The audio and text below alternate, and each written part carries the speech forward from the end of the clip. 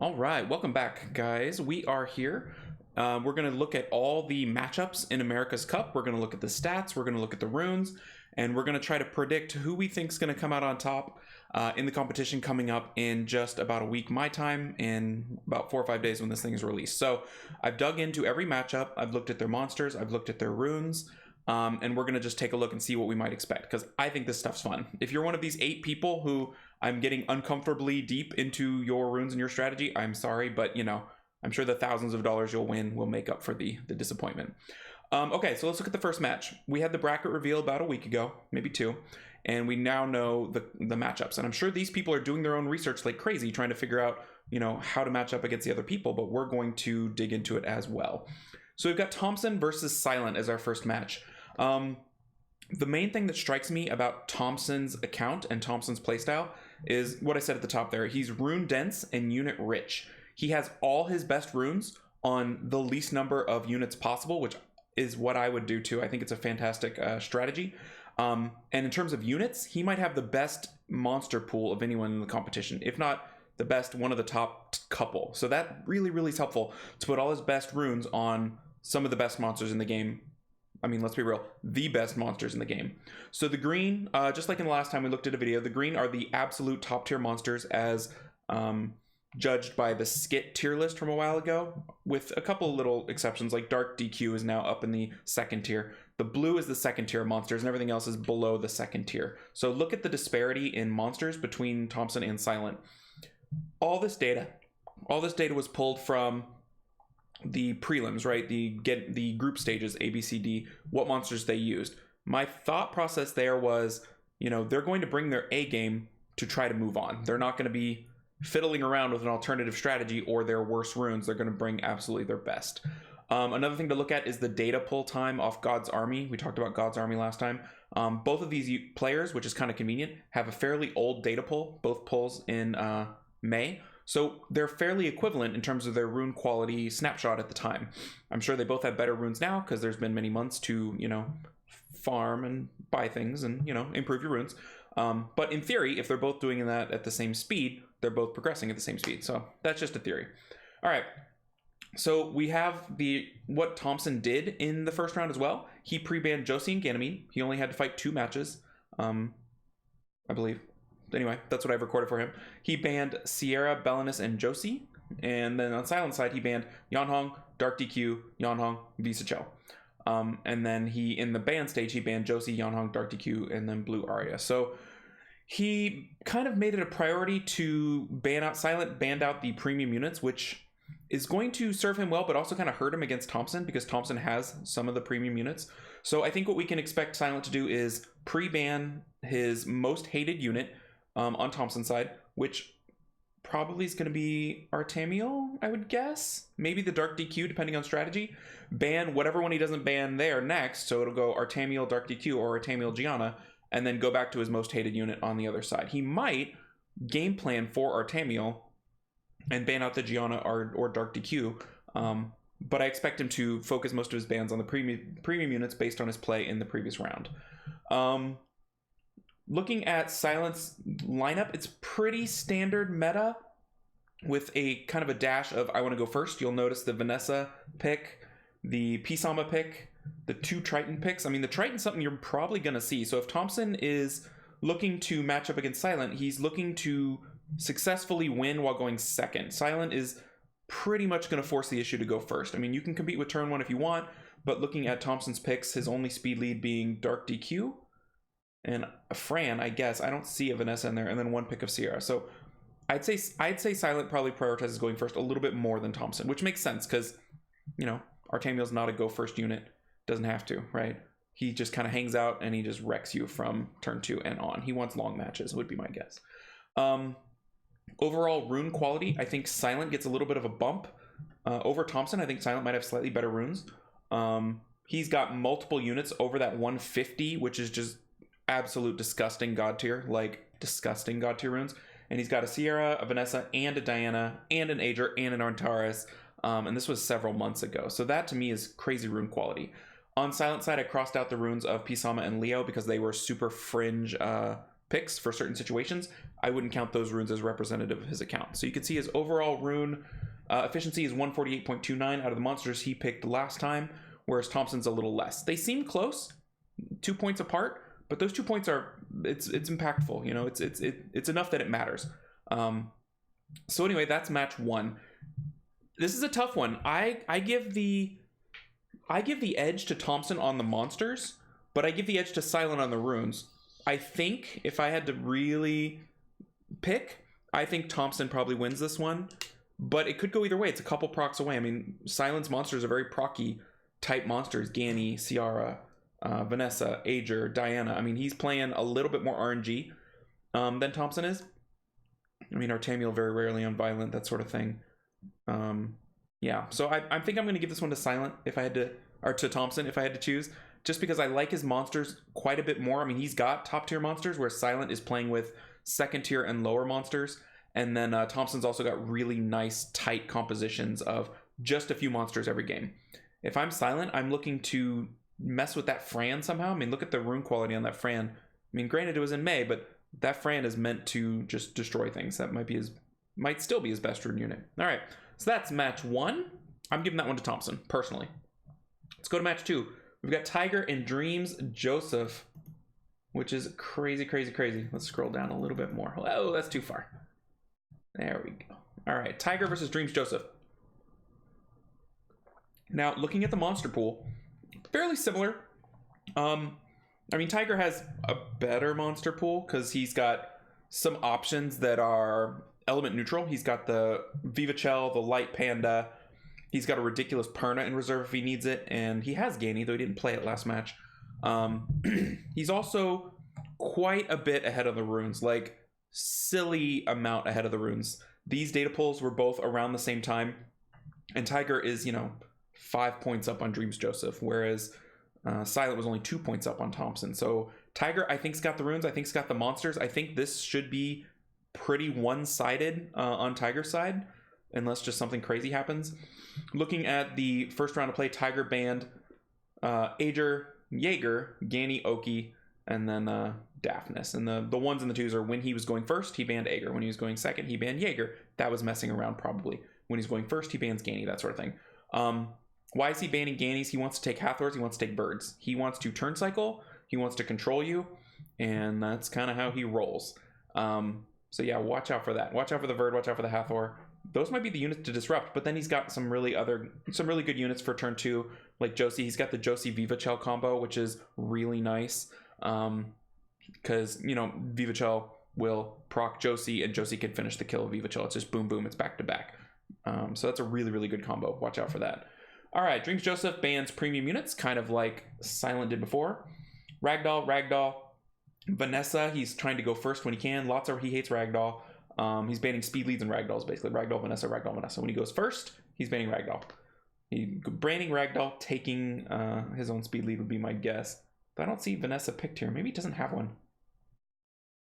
Yeah, I don't see Vanessa in any of his picks. But he's also banning Ciaras. He's banning speed leads. He's trying to go first.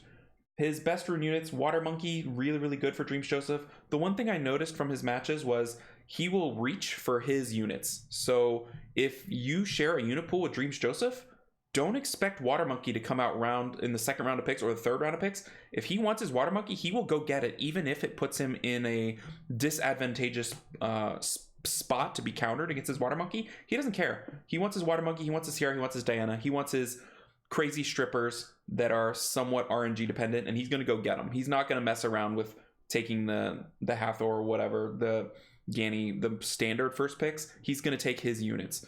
So that's the one thing that struck me with him. But yeah, I think he digs a little deeper into his unit pool. Tiger has a lot of options, but he clearly has his bread and butter in the Hathor Bird kind of strategy. I think Tiger should win this pretty handily. Dreams Joseph has surprised us in the past, and Tiger has, in past competitions, made some questionable picks and plays, so that could factor in, and of course, Violent procs always factor in, but I think Tiger wins this one pretty handily. All right, next match. Michael Yan versus JLN2. This was an interesting one to look at for a couple of reasons. One, Michael Yan is way under-runed. Like, I had no idea.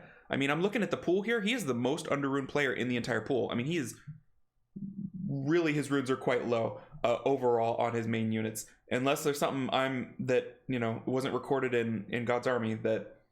So anyway, he really kind of outperformed the competition in his group stage. He outperformed his rune base, which puts him in a weird spot against JLN and the rest of the field. I think if I had to rank these guys 1 through 8, I would probably have Michael Yan as the 8th seed. He doesn't draw the 1 seed though in the pool in JLN, so that's kind of nice for him. Gives him a little bit of a chance. But looking at JLN, he likes to take the Hathor. Michael Yan might not have a Hathor, so I mean, if I was JLN, I'd be digging around some Michael Yan replays trying to figure out if that Hathor is good. The Ganny is shared, the Ganny is contested. If I'm Michael Yan or JLM, that Ganny is a top priority in every match. Either pre-banning it if you're not going to get it, or banning it out. But that's a really nice shared unit between the two of them. JLN might be able to pick the Hathor later on, maybe. I mean, if I'm Michael Yan, I'm pulling wind scrolls like crazy trying to get that Hathor before the tournament starts. All right, JLN's a weird case on God's Army. His runes are not there. Like, there's no units with runes on God's Army at all, which is very strange. I guess that would suggest he was never high enough in RTA, Arena, or World Boss to be pulled, but that doesn't make sense because he's clearly playing tons of RTA. The other thing that's weird is they do list a top 10 and a top 20 average runes for him, which are these 144 and 144, which shows he's really consistent across the board. I don't know why his top 20 is slightly higher than his top 10. That's kind of weird. But yeah, he's a bit of a mystery on the God's Army. I'm not sure why that would be the case. Assuming that the top 10 and the top 20 are fairly accurate, he outrunes Michael Yan by 8 points, which is 2 points more than, or 4 times the amount that Silent outrunes Thompson, and it's just quite a bit. So JLN has that. JLN has the units. I would say the Hathor Ragdoll is superior than the Arda and Friends that Michael Yan has. If you fear Arda or you fear Ragdoll, I mean, those are your pre-bans. Looks like JLN tends to pre-ban speed leads. You're looking at his pre-bans from the previous round. It's Fran, Dark DQ, Vanessa, Fran, Vanessa. A lot of Fran bans. And then some OP bans in the Gianna. That's a person-specific ban, right? Michael Yan is banning Hathor, Vanessa, Hathor, Vanessa, Hathor, Vanessa, Hathor, Vanessa, Hathor, Vanessa, Hathor. So Michael Yan probably doesn't have a Hathor. Let's be real. And he also hates Vanessa. He hates that speed lead. So plan ahead. If I were you facing Michael Yan, I would pick Vanessa and Hathor and go from there, because he hates those units, right? Looking at the other bans, they're kind of specific. A couple speed lead bans, the Ganny ban occasionally. JLN's banning similarly some OP units, Arda, Tableau, Sierra, some speed leads. So kind of keep that in mind. But this one I'm going to give to JLN. Had I had more information on his runes, it might be a little easier to look into it. But I'm going to trust his top 10, and the Michael Yan rune quality being so low kind of makes it a slam dunk for JLN, in my opinion. All right, moving on down. We've got, in my opinion, the match of the day. I'm really excited to see Tree versus Topa V. Tree, of course, known as Psy before. And Topa V has been known as Topa V for as long as I can remember. I feel like Topa V got a really bad draw. I don't think Tree is a good draw for anyone. I think Tree's one of the top couple seeds in the tournament. But Topa V was a low seed, so that's kind of how that goes. If you won all your matches, you're the high seed. If you lost a match and won from the loser's bracket, you're a low seed. So that's kind of how it goes. It's just unfortunate because Tree/Psy, really good, former champion. I don't think he's gotten worse since he was the champion before. Yeah, so it's crazy. All right, Tree's runes. On God's Army, it's ridiculous, it's weird, it's a mess. I don't really trust them, so I didn't even average them out like everybody else. I averaged everybody else's monsters to get the rune quality. Trees, I didn't. Because his Dark DQ is not ruined. His Light Verd does not appear. It does not appear that he has one, so maybe that's a new pull. His Verd is not ruined. His Wusa is not ruined. And these are all things he used a couple weeks ago. The pull was fairly recent on the site. The pull was like 8 days ago. So if I had to guess, he played his matches, he de-runed everything he wanted to use so that it would pull de-runed versions, which is silly smart and slightly scary if I'm going into this tournament. So I bet he de-runed everything, and he's just going to re-rune it up when it's time to get in there again. Re-rune it up, and then play his matches and then de-rune them again. So you can't quite know what's going on with him. It's scary. It's terrifying. He's taking this so seriously, which makes sense. There's a lot of money on the line, but oh my gosh, watch out. So a little bit about that. Looking at Tree's pre-bans, it's been Fran, Vanessa, Ragdoll, Vanessa. So if you have a Vanessa that's getting banned, probably going to ban Topa V's Yanhong would be my guess. Unless he's just more scared of a speed lead or something like that. And his regular bans are Verd, Sierra, Juno, Sierra. So speed lead bans. Let's look at Topa V's side. He's pretty clear what he does. He bans Vanessa when he goes first. And he bans Hathor when he goes second. I mean, it's clockwork. Vanessa, Hathor, right? If he's going second, he's banning Hathor. If he's going first, he's banning Vanessa. He thinks people are picking Hathor if they get it first pick, which why wouldn't you against Topa V? That kind of messes him up pretty bad.